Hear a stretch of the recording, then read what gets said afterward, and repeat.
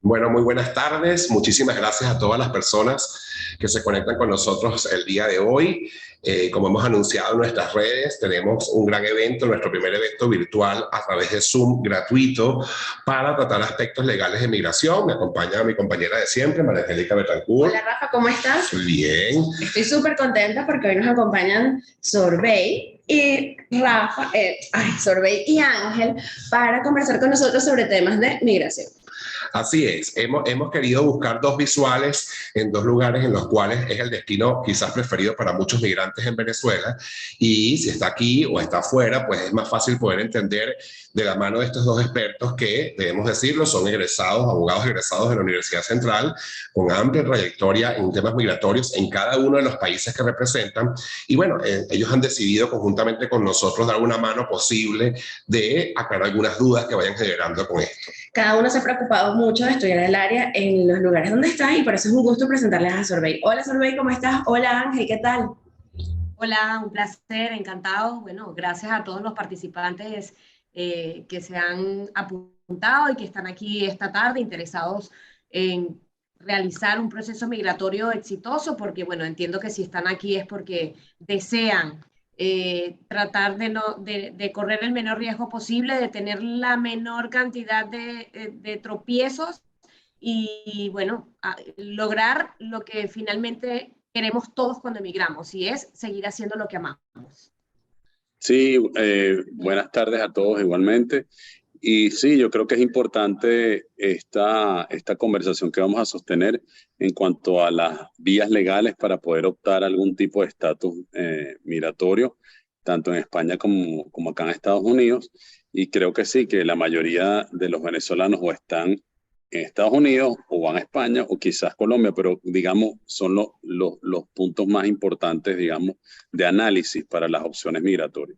Sí, una de las cosas que la gente planteaba era el tema del horario y bueno, estamos casi que en hora de almuerzo en Caracas, Venezuela, y nos encontramos en las oficinas del Impact Hub Caracas, que es la sede Bueno, yo creo principal. que por eso estamos aquí a casa llena, Rafa. Sí. La gente se ha cogido la hora del almuerzo y aquí los tenemos. En este caso, Sorbey se encuentra en este caso, Zaragoza, España, y Ángel se encuentra en el estado de la Florida, en los Estados Unidos. Como dijimos, ambos tienen capacidades plenas para actuar como abogado en sus países, donde se encuentran domiciliados en este momento, y es como perfecto para poder entender. ¿Puedes explicar la dinámica, cómo lo vamos a hacer, Sí. Mari? Vamos a formularle una pregunta y cada uno va a responder desde su óptica en cada país cómo se tramita o cómo se hace o qué es lo que se debe hacer de forma correcta para lograr una migración segura. Entonces vamos con la primera, que sería... La primera pregunta es la siguiente, la vamos a colocar en pantalla para las personas. ¿Cuáles son las maneras legales de migrar de los venezolanos? En este caso vamos a conversar con las damas, Ángel y Sorbet. Cuéntenos cómo migra un venezolano para España. Para migrar a España tenemos diferentes vías, ¿ok? Dependiendo, como yo siempre digo, es un traje hecho a la medida. La vía que más escogen los venezolanos para acá es la vía de la solicitud del asilo, y en consecuencia, una vez negado, porque el 99%, debo decirlo, debo reconocerlo, el 99% son negados, tienes que tener un caso muy político, y tenemos la ventaja de que tenemos la residencia por ayuda humanitaria. Es una residencia que te dan automáticamente si te niegan el asilo, siempre y cuando vengas de Venezuela. Hasta hace un tiempo atrás, independientemente de si venías de un tercer país o de si venías directamente desde Venezuela, se concedía, pero al día de hoy básicamente se está prácticamente concediendo a todos aquellos que vienen directamente desde Venezuela, porque bueno, se entiende que si ya vienes desde Chile, desde Ecuador, desde Colombia, ya has tenido la oportunidad de haber pasado ese peligro. Otro tipo de visado que tenemos comúnmente es el visado de estudiante. Hay mucha gente que prefiere no emigrar en la condición de decir, bueno, yo quiero volver a mi país cuando quiera, yo quiero ver a mi familia cuando quiera, yo quiero viajar cuando quiera, quiero tener la libertad de moverme cuando quiera. Entonces, claro, el hecho de solicitar un asilo prácticamente para muchos es sentirse preso en ese país. O sea, no estás preso en tu casa, pero bueno, sí, evidentemente no te puedes mover, no tienes libertad. O sea, inclusive estando aquí en la Unión Europea, no te puedes mover dentro de la Unión Europea, solamente puedes moverte dentro de España. Entonces, claro, a la gente eso no le agrada mucho. Luego tenemos la residencia de visa lucrativa, ¿ok? Si tú tienes unos medios económicos suficientes, cuando digo suficientes, un mínimo de 25.000, 30.000 euros que tú puedas demostrar que tú puedes mantenerte durante un año, puedes optar a este tipo de residencia. Entonces, claro, la diferencia siempre va a estar en si puedo trabajar, si no puedo trabajar, cuál es el objetivo que tenga cada quien. Por supuesto, la mayoría quiere trabajar, pero bueno, hay gente que dice, bueno, me voy un año a ver y luego veo si monto un negocio, si sigo haciendo lo que amo, mientras homologo o lo que sea. Pero bueno, eso es por lo general las razones o los tipos de residencia que utilizan los venezolanos. Los médicos, tenemos el visado del altamente cualificado, que está muy tomado en cuenta con los médicos porque, bueno, afortunadamente tenemos, voy a decirlo así, tenemos una buena materia prima en cuanto al área de la medicina y afortunadamente este tipo de visado ha servido sirve de trampolín para muchas personas que se encuentran en una posición profesional alta, si se quiere decir. El tema de arraigo familiar, Sorbey, me imagino que debe haber una forma de solicitar de repente el que ya esté legal a otros venezolanos. Claro, el arraigo familiar ya es la segunda fase del proceso migratorio, ya no viene a ser directamente la primera fase, sino ya es como que, bueno, ya estoy aquí, ya estoy estable, ahora me quiero traer a mi mamá. Entonces tenemos dos formas: si ya hemos solicitado la nacionalidad, entonces si ya tenemos la ciudadanía, ya podemos solicitarle la tarjeta de familiar de comunitario. Si todavía estamos en proceso de residencia, podemos hacer lo que se llama la reagrupación familiar. Entonces, perfecto, es otro tipo de visado que, claro, ya estamos en esa ola ya, porque, claro, la cantidad de tiempo que tenemos, que hemos emigrado, ya estamos ya en esa segunda fase, pero muchísimas personas aquí en España ya estamos en esa fase. Me incluyo, que yo me traje a mi madre, y bueno, ya dices, bueno, ya estoy estable, ya estoy tranquila, y ahora ya empiezas ya, bueno, a traerte a tus más cercanos, que es otro tipo de las residencias a las que optamos aquí por ofrecer a nuestros clientes. Ángel, ¿cuáles serían las maneras de emigrar de forma legal para los venezolanos en Estados Unidos? Bueno, fíjate que hay muchísimas posibilidades. Tardaríamos 3 horas hablando de esto, ¿no? Sin embargo, vamos a ver qué es lo más común que ocurre acá, ¿no?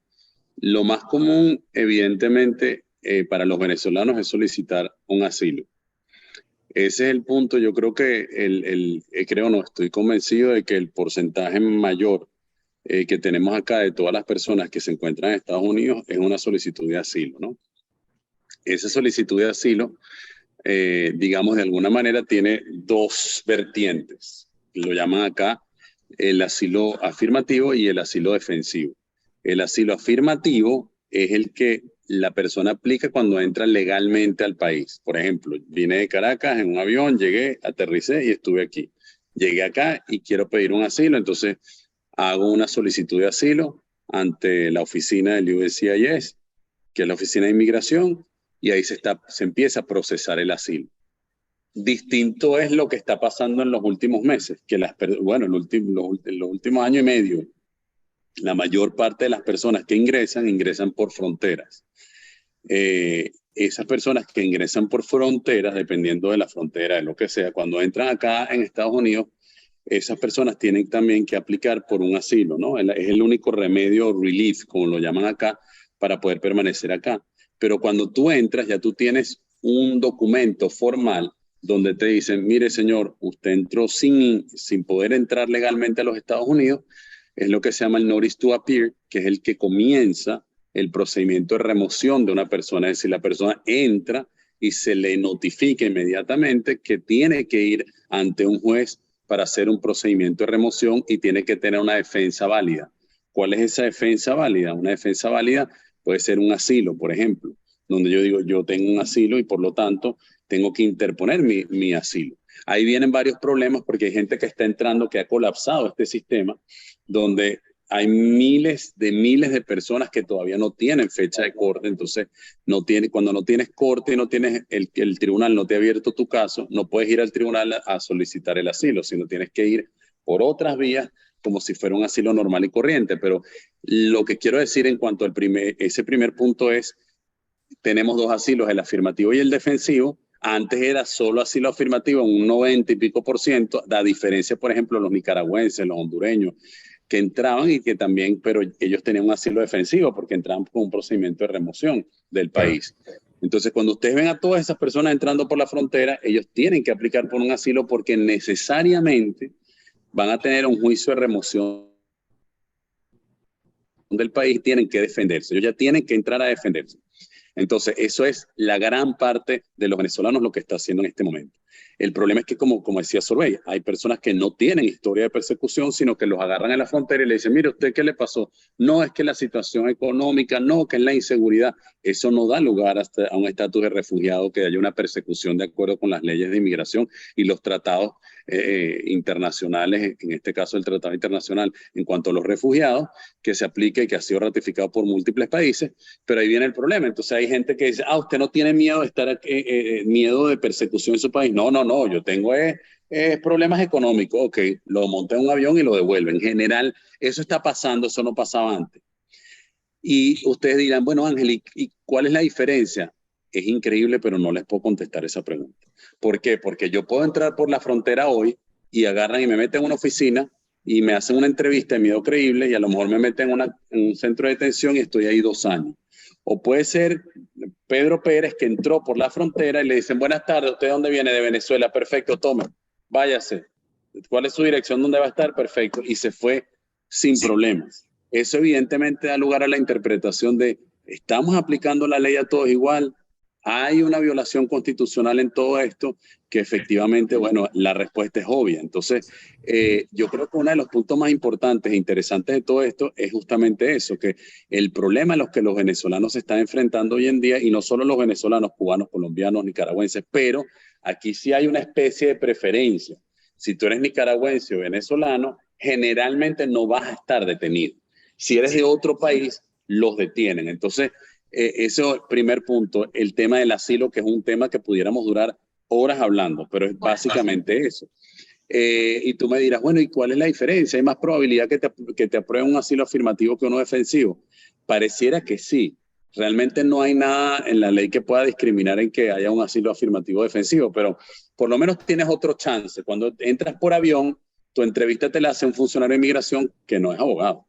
Es un funcionario que te pregunta, ay, ¿cómo fue percibida? Y te puede aprobar tu asilo. O puede remitirlo a la corte, que ahí pasas a entrar en un proceso de remoción, pero tienes esa oportunidad previa. Por ejemplo, personas con doble nacionalidad, como dijo Sorbey, los que vienen de otros países, ¿qué hace el funcionario de inmigración? Usted vive generalmente, ¿no? Lo remito a la corte y en la corte discutirán, usted viene de Ecuador, de Perú, de Chile, de donde sea. Y ahí viene. Eso es una forma muy importante, el tema del asilo. Luego tenemos visas desde el punto de vista de trabajo, certificación laboral, visas de talentos especiales o extraordinarios, distintas visas en las cuales puedes aplicar dependiendo de el caso que tú tengas, ¿no? Hay muchos artistas venezolanos que han venido y han aplicado por la visa O, la visa, etcétera. Eso es entrar en cada uno de esos supuestos, pero bueno, como les digo, son muchas opciones y tendríamos que analizarlo. Otro que usan mucho los venezolanos es casarse con un ciudadano americano, incluso con un residente, para estar, digamos, legalmente acá. Entonces, ¿qué pasa? Tú tienes tu asilo, por ejemplo, entraste con tu asilo, te casaste y simplemente haces un ajuste de estatus y ya, y empiezas tu proceso a los fines de ya convertirte en residente permanente o temporal primero, permanente y después ser ciudadano americano. Pero evidentemente hay muchas vías efectivamente para hacerlo, pero los grandes son el asilo y efectivamente este tipo de peticiones por matrimonio, de hijos a padres, etcétera, eso es lo que es más común que se ve aquí. hay temas, y para culminar este punto, hay temas interesantísimos, violencia contra la mujer, está el VAWA, que es violencia contra la mujer, Violence Against Women Act. Evidentemente hay cosas que en otros países no hay, pero aquí cuando la gente dice, no, es muy difícil, aquí no es muy difícil.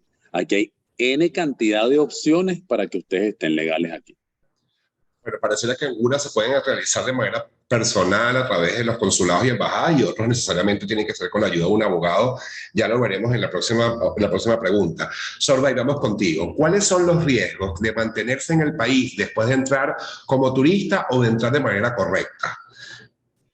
Bueno, los riesgos que tiene todo ilegal, de que te den una orden de expulsión y que te puedan devolver a tu país, pero debo reconocer que en la práctica esto aquí sucede muy poco. O sea, tiene que ser que hayas entrado, que hayas llegado, te hayan denegado tu asilo y de una vez deciden el proceso, se hace a través del proceso breve que se hace en el aeropuerto y para atrás. Pero ya una vez que estás adentro ya siempre vas a tener medidas para seguir peleando ese proceso que te nieguen, esa medida que te otorguen. ¿Por qué? Porque afortunadamente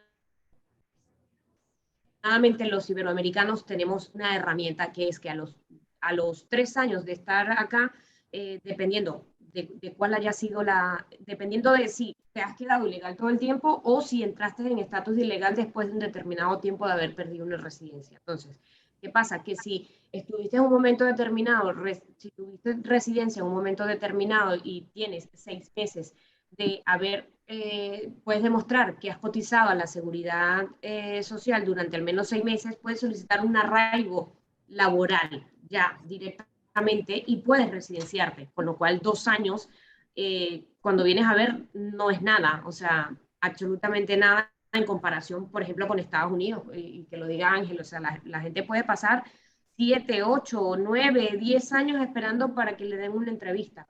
Entonces, claro, en el caso de Europa, en el caso de España en específico, estos lapsos se van, en la medida en que los vas discutiendo a través de procesos, bien sea administrativo, bien sea contencioso, puedes ir afortunadamente ganando tiempo. Y a los 3 años, en el caso de que hayas estado ilegal durante esos 3 años, vas a poder optar a un arraigo social. Simplemente con demostrar que has estado aquí de forma continuada durante 3 años, lo cual se hace a través por lo general, a través del empadronamiento, que es registrarte en la comunidad autónoma en la que tú vivas, puedes optar a la residencia, a este tipo de residencia y bueno, afortunadamente te darán una autorización para trabajar. ¿Qué tenemos novedoso, súper mega novedoso ahora recientemente, desde la semana pasada que he cambiado el reglamento el reglamento de extranjería, perdón, que ahora tú puedes, o sea, si estás ilegal acá, puedes solicitar una residencia para estudios, para formación. Entonces, no necesariamente te exigen que hayas trabajado, lo cual es súper genial porque, claro, mucha gente dice, bueno, pero ¿cómo lo hago si no tengo un contrato de trabajo? O ¿cómo nadie me da trabajo por ser ilegal? Entonces, claro, ya se hace un poco más cuesta arriba. Lo mismo con el trámite de estudiante, el visado de estudiante ahora, tenemos una súper novedad que ahora puedes trabajar 30 horas. Ya, antes, claro, tenías que hacer todo, te vienes de estudiante, tienes que hacer una solicitud, todo un proceso, o sea, para poder trabajar. Ahora ya automáticamente el hecho de ser estudiante ya te da el derecho a trabajar durante 30 horas. ¿Okay? Entonces, esto es reciente y lo dejo aquí como una pastillita para que, bueno, aquellas personas que están pensando en emigrar, la visa de estudiante para España es una buena oportunidad, es una buena opción que se tiene porque, bueno, además, como insisto, a los 2 años de estar aquí nosotros de residente, tenemos la facilidad de solicitar la nacionalidad española con el convenio que tenemos con España. Entonces, eso es súper fabuloso. Ok, cuéntame, ¿cuáles son los riesgos de mantenerse ilegal en Estados Unidos después de entrar como turista? Ok, después de entrar como turista, llamemos que no entraste por la frontera, ¿no? Exacto. Cuando entras como turista, ¿verdad? generalmente tienes que distinguir a los venezolanos que entran con esta o entran con visa. Si entran con visa de turista, ellos les dan generalmente 6 meses para estar en el país. Si tú pasas los 6 meses, acumulas presencia ilegal en el país y entonces si te mantienes allí y sales del país, después no vas a poder volver a entrar. Ahora, si eres, por ejemplo, europeo, entraste con el ESTA, pero tienes también pasaporte venezolano, igualito. Pasó 3 meses y 1 día y estuviste más del tiempo, acumulaste presencia ilegal y si alguien te agarra, por ejemplo, te detienen por X o Y razón, te van a meter en un centro de detención. En el centro de detención ni te abren expediente, sino que te montan en un avión y te mandan para tu país en Europa, si entraste con esta. No, que yo nunca he pisado mi país, que ese país, que yo tengo un pasaporte europeo porque mi abuelita, mi tatarabuela, lo que sea. No importa, señor, usted se va. Es bastante difícil pelear esos casos. En cuanto a los turistas que exceden el tiempo, hay una ventaja, que el asilo por las leyes americanas tienes 1 año para interponer tu asilo. Entonces a lo mejor pasaste los 6 meses, acumulaste presencia ilegal y al mes 9 o al mes 10 o al mes 11 interpones tu asilo y listo. Estás protegido, te va a llevar tu recibo y vas a estar protegido. Protegido en el sentido de que no te van a poder deportar del país y si te intentan un procedimiento, tú puedes alegar, yo interpuse mi asilo dentro del año. Ah, perfecto, pero aquí hay algo todavía mejor, como dice Sorbey, que hay algo que ocurrió hace poco en España, que hay algo que ocurrió en el 2021.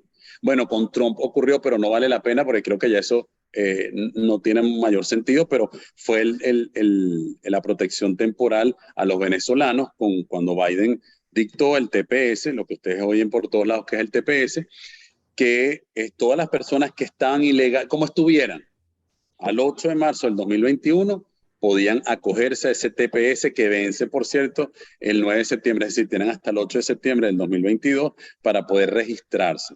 Si no se registran, pierden esa oportunidad y eso es una maravilla porque cuando usted está en un tribunal, tiene un asilo débil, el juez se para enfrente de usted, Biden permitió lo que se llama aquí un PD, PD es Prosecutorial Discretion, que es una discrecionalidad que tiene el Estado, de decir, bueno, mira, no sigo con el procedimiento de remoción, te quedas con tu TPS mientras dure y se acabó. Entonces nunca vas a tener una orden de remoción, vas a tener tu TPS que se va a ir renovando como tienen muchos países, Nicaragua, Honduras, lo que sea, que incluso se extienden automáticamente. Hace poco acaba de salir, el mes pasado, en julio, que van a extender el TPS por 18 meses más. ¿Qué está esperando todo el mundo? Todos los venezolanos decían, los que entraron por fronteras y todo el mundo dijo, bueno, lo van a seguro, lo van a extender, pero lo van a hacer retroactivo incluso para las personas que acababan de entrar también. Y muchos abogados decían, sí, eso va a ser retroactivo, apliquen. Mentira. Eso fue siempre hasta el 8 de marzo. Entonces, todas esas personas que ingresaron después van a tener y siguen con sus procesos igualitos y no tienen esa protección de TPS que ayuda muchísimo a las personas. Puedes tener permiso de trabajo, estás legalmente y digamos que no puedes, ahorita va a haber el proceso de re-registración como lo llaman acá en Estados Unidos y estamos esperando que salga, que tiene que salir ahorita dentro de las próximas semanas para que la gente esté, digamos, en esa protección, ese estatus de protección que le brinda el Estado. Pero efectivamente, si te quedas más del tiempo de turista y sales, después ya no vas a poder entrar y vas a tener que pedir un perdón, etcétera, etcétera. Hay una pregunta que yo sé que va a ser bastante complicada si vamos a entrar en la profundidad de sus conceptos. Y la verdad que la pregunta es muy sencilla y es para poder explicarle a alguien que ya esté en el país, que esté en España, en Estados Unidos, ¿qué es más recomendable? ¿El asilo o la condición de refugiado? Quiero hacer una mención muy clara acá porque yo entiendo que el refugiado entra en condiciones distintas generalmente. Pero bueno, más allá, existe opciones de que esa persona estando en el país diga, mira, pido esto o esto. Sorbey, vamos contigo. Es que, Rafa, son términos que se confunden en la práctica, ¿no?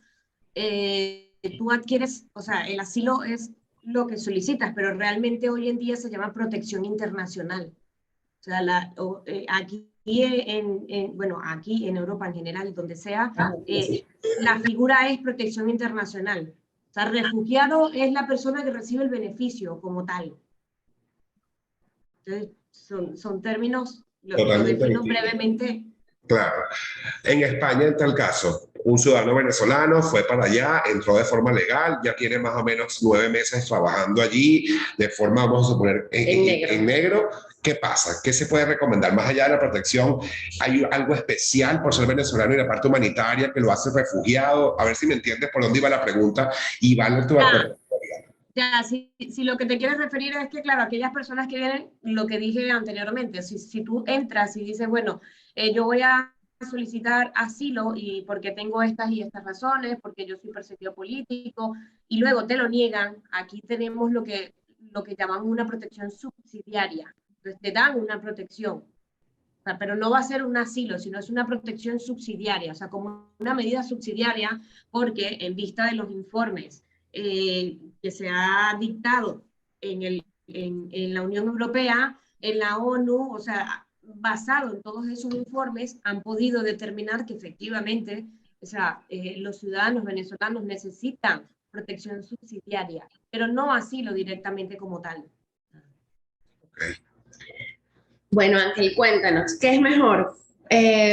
¿Solicitar un asilo o refugio? O una protección Es que fíjate, el punto aquí es que cuando tú lees la normativa en Estados Unidos, realmente cuando hablas de asilo, refugiado, uno de los caracteres o de las características del asilo es que tienes que demostrar el carácter de refugiado.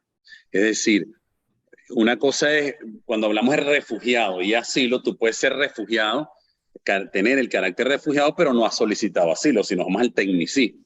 Pero realmente cuando hablas de asilo, tienes que demostrar tu carácter de refugiado para que te dé la protección el Estado. Entonces, si nos vamos a la estricta palabra, tú dirías refugiado y asilo son dos cosas distintas.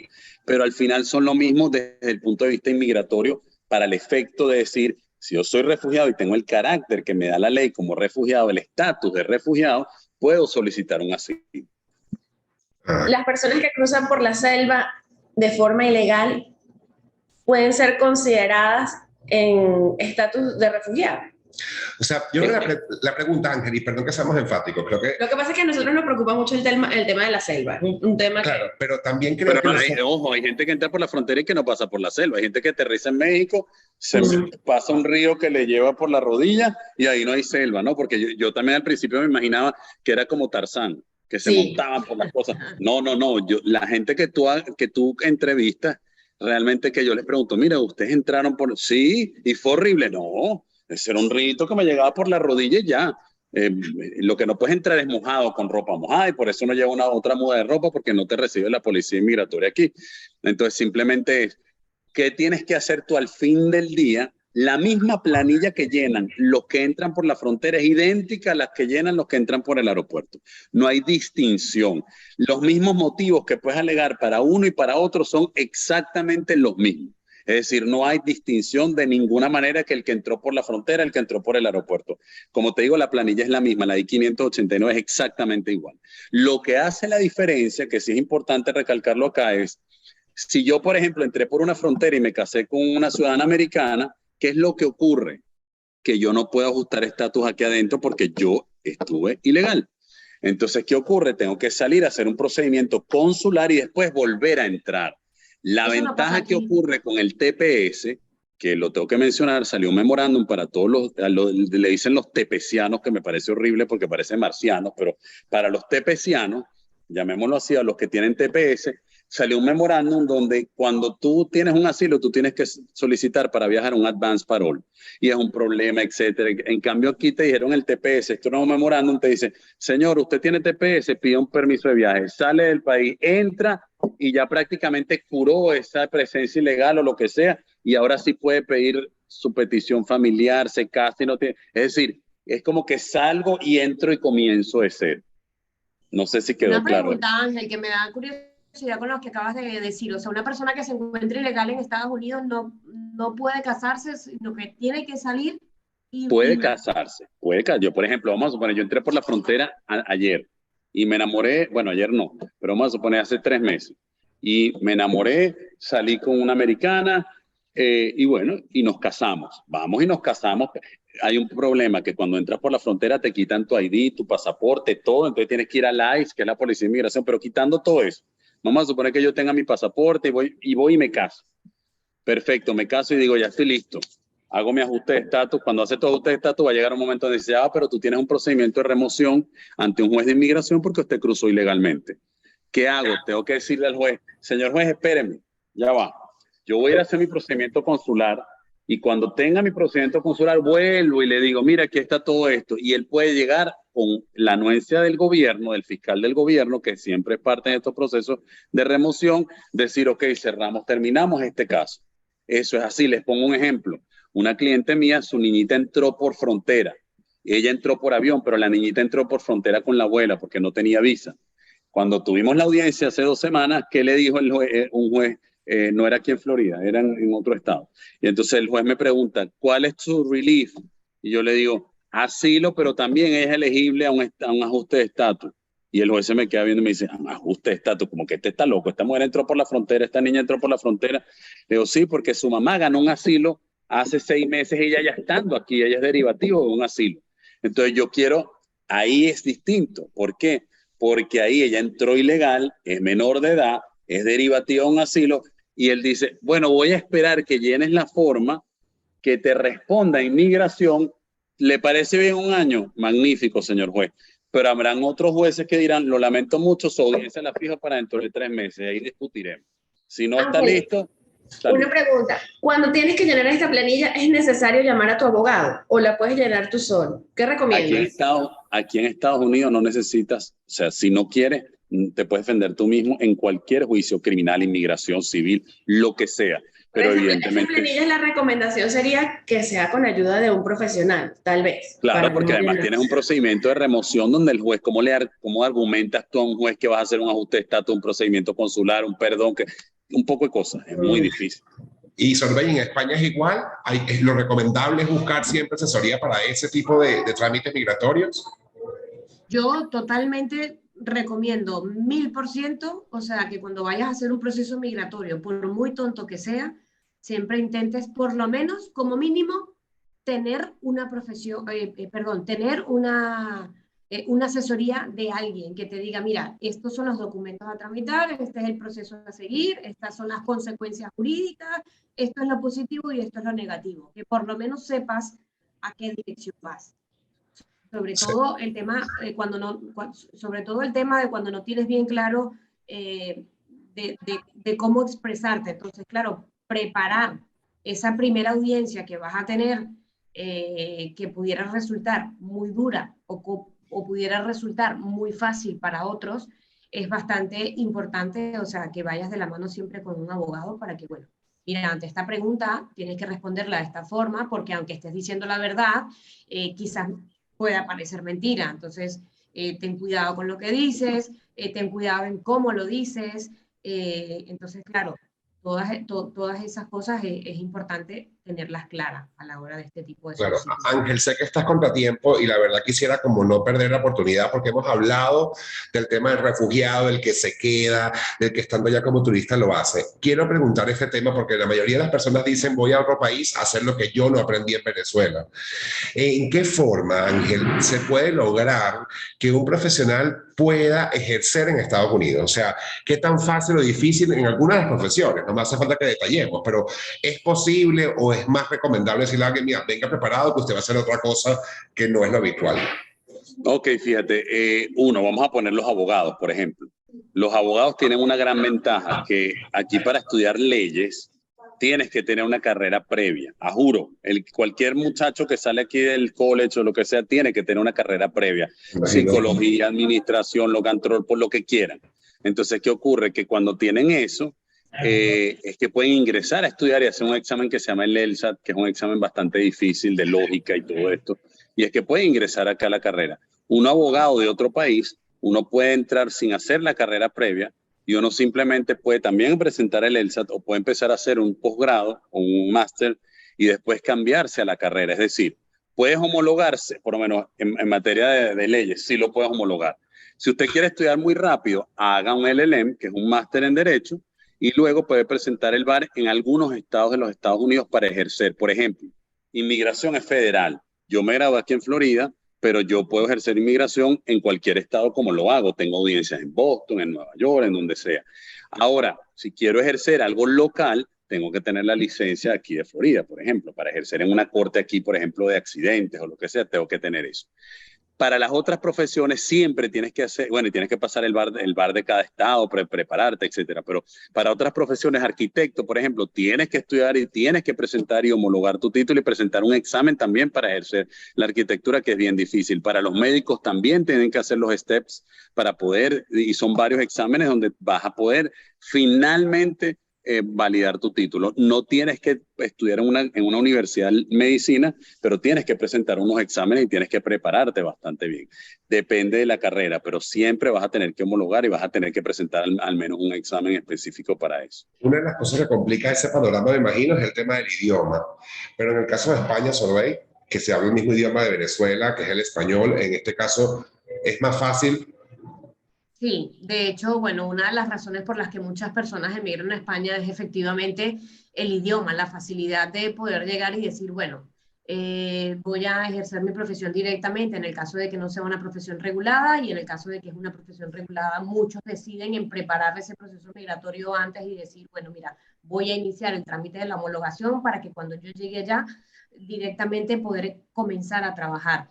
Entonces, claro, eso es una de las ventajas que se tienen aquí, y el tema de la homologación va a depender efectivamente de tu profesión. O sea, tenemos profesiones reguladas y las no reguladas. Y entre las profesiones reguladas, que como yo siempre digo, para que puedas distinguirlas más fácil, aquellas en las que estás obligado a colegiarte. Pero tenemos 3 excepciones de profesiones reguladas, que entre esas están los abogados, los psicólogos y los arquitectos. O sea que no podemos ejercer la profesión directamente, no podemos homologar directamente, sino que tenemos que hacer el proceso de convalidación, es decir, que la universidad nos reconozca unas determinadas materias, culminar las que nos den en la resolución respectiva para poder lograr esa titulación.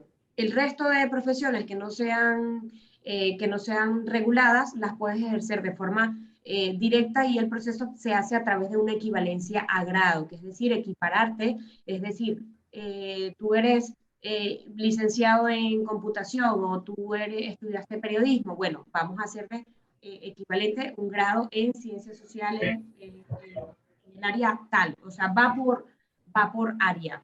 ¿Okay? Entonces, pero ejercer siempre vas a poder. Lo que yo sí siempre digo, el proceso de homologación es el kilómetro 0 del proceso migratorio, no es el kilómetro 1. No es cómo voy a residenciarme en España ni en Estados Unidos, es cómo voy a hacer lo que yo amo. Yo creo que eso es lo más importante, ¿no? de ese proceso. O sea, que cuando ya por tu cabeza pase, se te asoma la mínima posibilidad, aunque no lo hagas en el futuro, por lo menos ya estés preparado, que el día que te vayas, llegues a ese país directamente con tu credencial, directamente a ejercer, porque es posible. Hoy en día más, porque tenemos muchas carreras que se pueden inclusive homologar en la distancia, y entre esas tenemos derechos, por ejemplo.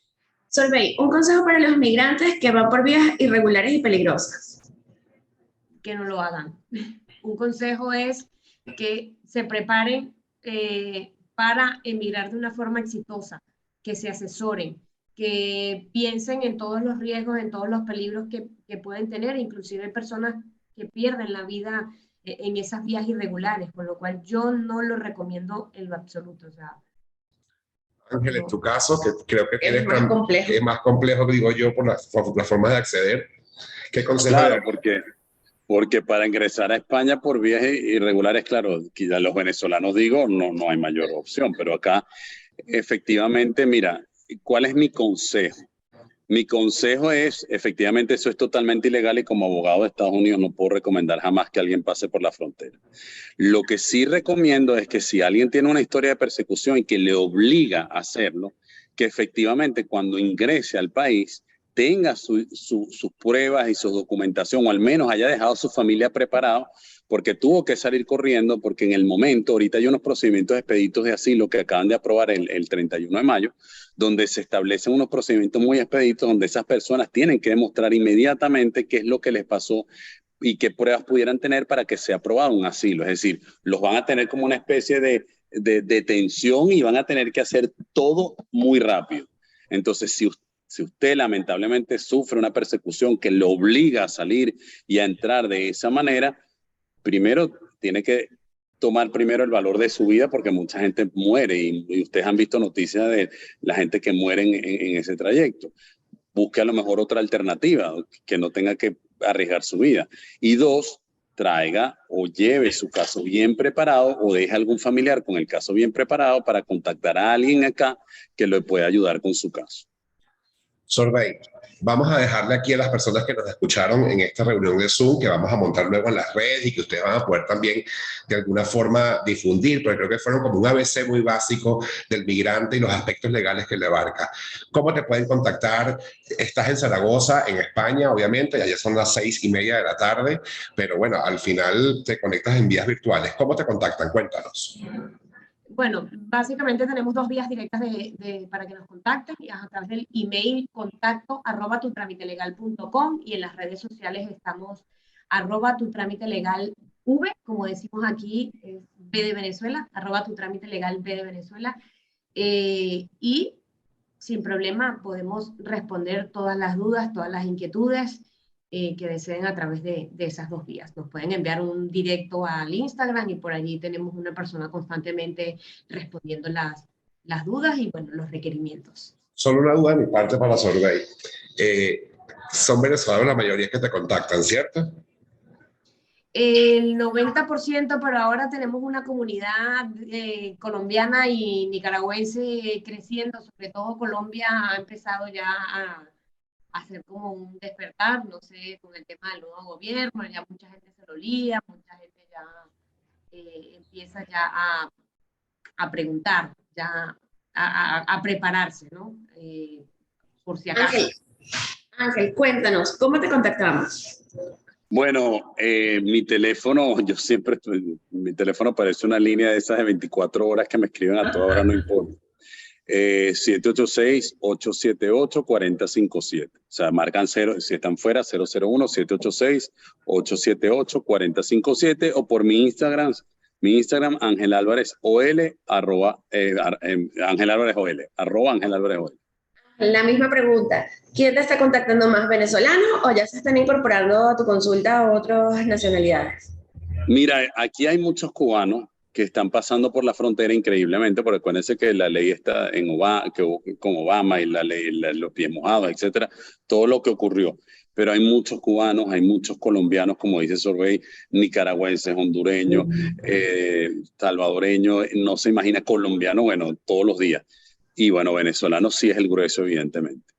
O sea que una de las cosas que no hicimos al inicio de este foro fue decir un poco la síntesis curricular de cada uno. Y la verdad es que quisimos dejarlo no tanto para el final, sino para que la gente pudiera a través de esto darse cuenta de que estamos hablando de venezolanos, que son venezolanos como la arepa, aunque Ángeles Catine pues es venezolano, y Sorbey, aunque la ven así, pero es de aquí. También soy catira. Exacto, exacto. Aunque es del oriente del país y obviamente... Aunque me llamen la negra, soy catira. Exacto. Lo que quiero decir con todo esto es que son gente que se preparó en Venezuela, que no dejó el título colgado en Venezuela, sino que lo que hizo fue ejercerlo allá. Ambos están legales para poder ejercer como abogados fuera, y obviamente ellos tienen mucha calidad. Es decir, nada como un venezolano para tratar a otro venezolano en la condición que necesite tener ayuda. Y ese es el plan de hacer la sinergia entre nosotros. No sabemos si va a ser un caso de repente de un español que se casa con un estadounidense, no lo sabemos, y tenga los hijos en Venezuela y trabajemos juntos. Pero lo que sí estamos claros es que hay muchos venezolanos en sus países y de verdad estamos muy agradecidos porque, bueno, Venezuela, estamos en Caracas, nosotros sigue estando pendiente de ustedes y estando muy claros y agradecidos de todo ese apoyo que ustedes sabemos que le dan a muchísima gente que los busca. Así es, muchísimas gracias y hasta la próxima. Bueno, gracias a ustedes. Gracias por la invitación.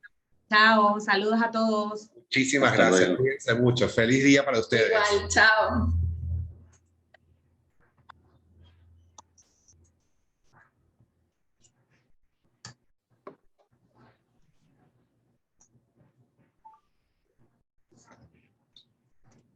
Eso,